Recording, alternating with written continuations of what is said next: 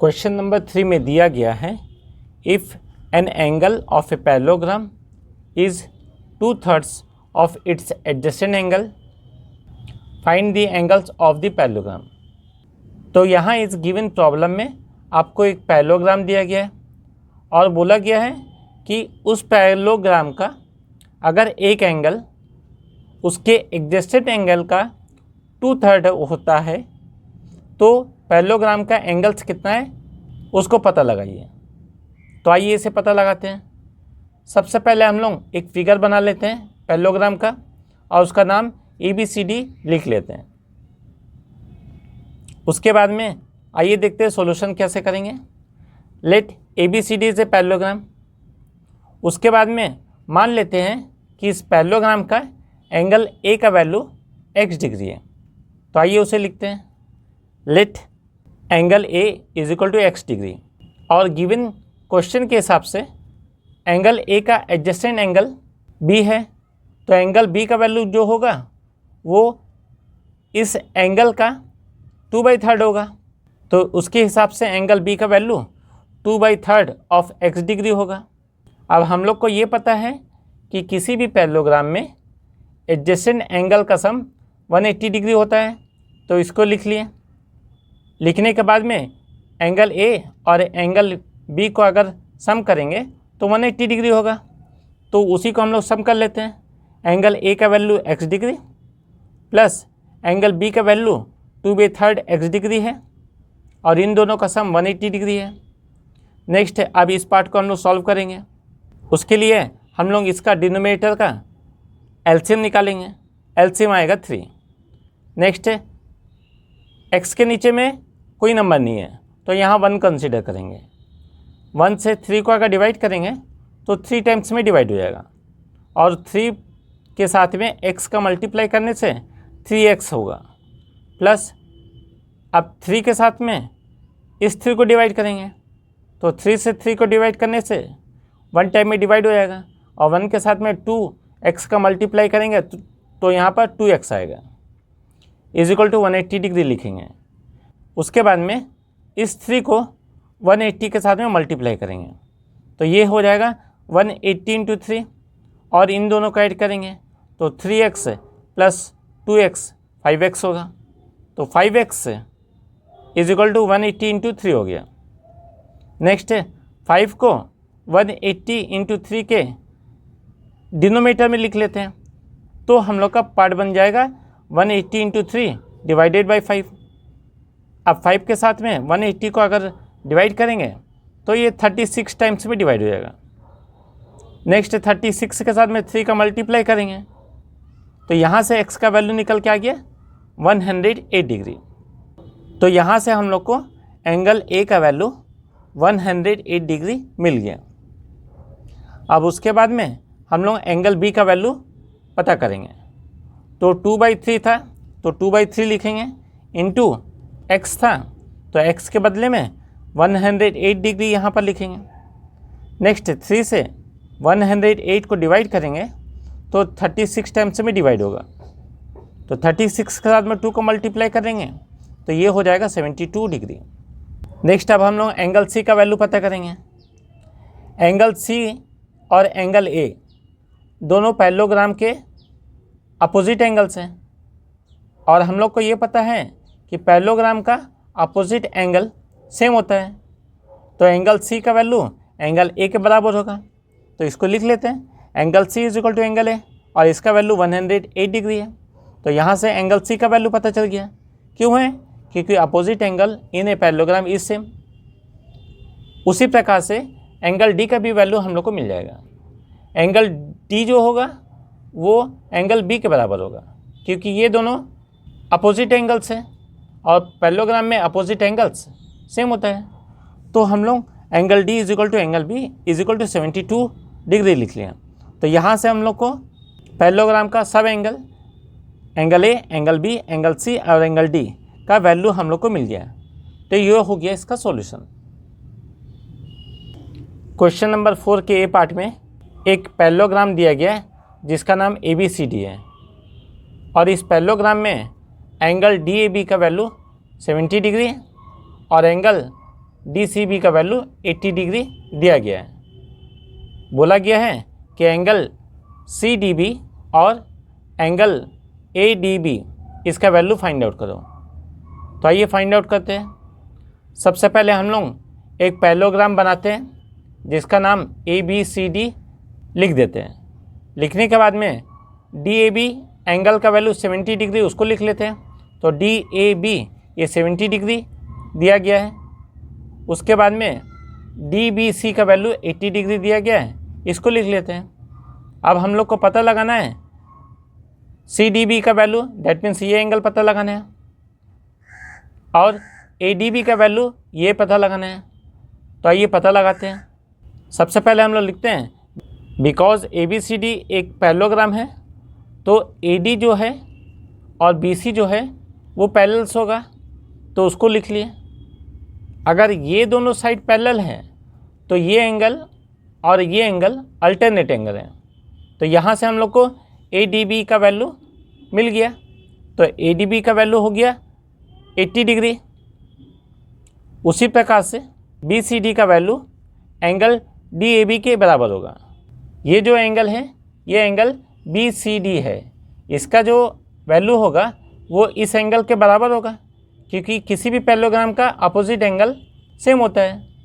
तो यहाँ से हम लोग को बी सी डी का वैल्यू मिल गया जो 70 डिग्री है, तो इसको लिख लिया। उसके बाद हम लोग इस ऊपर वाले triangle that is B C D को लेंगे, और लेने के बाद में इस एंगल और इस एंगल और इस एंगल तीनों एंगल का सम 180 डिग्री होता है, क्योंकि ये angle sum property of A triangle है। तो इसको लिख लेते हैं। तो ये एंगल का नाम हो गया एंगल डी बी सी, इसको लिख लेते हैं। नेक्स्ट ये एंगल का नाम हो गया एंगल बी सी डी, तो इसको लिख लेते हैं। और ये एंगल का नाम हो गया एंगल सी डी बी, इसको लिख लेते हैं। और तीनों का सम 180 डिग्री लिख लिया। उसमें से डी बी सी का वैल्यू 80 डिग्री दिया गया है, उसको लिख लेंगे। एंगल बी सी डी का वैल्यू 70 डिग्री होता है, सॉल्व करें उसको लिख लेते हैं। और एंगल सी डी बी का वैल्यू हम लोग को नहीं पता है, उसको एज इट इज़ लिख लेते हैं, is equal to 180 degree. Next 80 degree और 70 डिग्री को ऐड करते हैं तो 150 डिग्री आएगा। 150 डिग्री लिखने के बाद में हम लोग एंगल सी बी डी को ऐसे लिख लेंगे, इज इक्वल टू 180 डिग्री लिख लेते हैं। फिर 150 को हम लोग राइट हैंड साइड लेके आते हैं, तो ये -150 डिग्री होगा। और 180 में से 150 को माइनस करेंगे तो 30 डिग्री होगा। तो यहाँ से हम लोग को एंगल सी डी बी का वैल्यू 30 डिग्री मिल गया। ये हो गया इसका आंसर। क्वेश्चन नंबर 4B में आपको एक parallelogram A B C D दिया गया है और बोला गया है ट्रायंगल ए ओ डी के अंदर में जितने भी एंगल्स हैं उनको पता करिए। तो आइए पता करते हैं। सबसे पहले एक A B C D parallelogram draw कर लिए। उसके बाद में इसके डायगोनल को हम लोग बना लेते हैं। बनाने के बाद में हम लोग देखते हैं कि ट्रायंगल ए ओ डी में ये तीनों एंगल का वैल्यू हम लोग को पता करना है। तो आइए पता करते हैं। सबसे पहले हम लोग लिखेंगे गिवन एंगल बी सी ओ 35 डिग्री, क्योंकि यहाँ पर हम लोग को वैल्यू दिया गया है, तो इस एंगल का नाम हो गया बी सी ओ 35 डिग्री। और उसके बाद में इस एंगल को लिख लेते हैं 77 डिग्री, तो ये हो गया angle C B O 77 degree. अब हम लोग ये ट्रायंगल को लेंगे।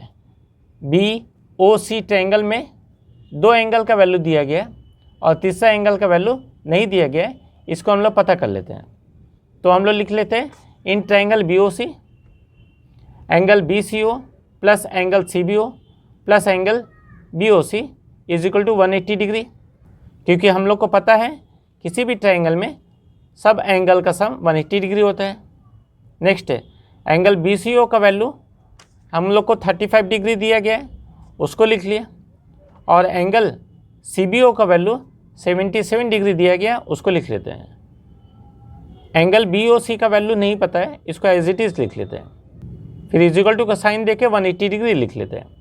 नेक्स्ट इन दोनों को ऐड कर लेते हैं। इन दोनों को ऐड करने से वैल्यू आएगा 112 डिग्री।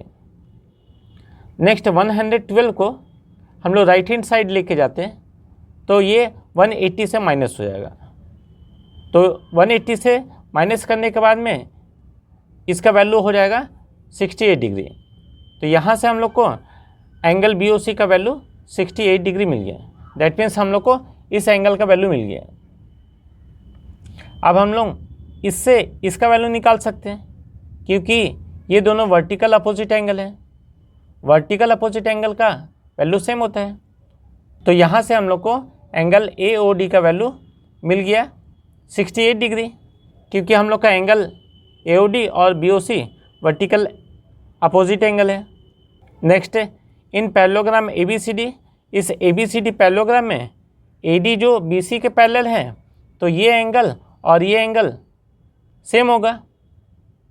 तो ये एंगल का वैल्यू हम लोग को मिल गया 35 डिग्री। तो ये हो गया angle OAD is equal to BOC is equal to 35 degree. उसी प्रकार से हम लोग ये दोनों भी अल्टरनेट एंगल है, तो इसका भी वैल्यू 77 डिग्री होगा। Therefore angle ODA is equal to angle CBO is equal to 77 degree.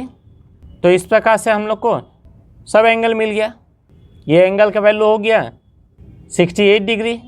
Next A angle का वैल्यू हो गया 35 डिग्री और ये एंगल का वैल्यू हो गया 77 डिग्री। ये हो गया इसका सॉल्यूशन।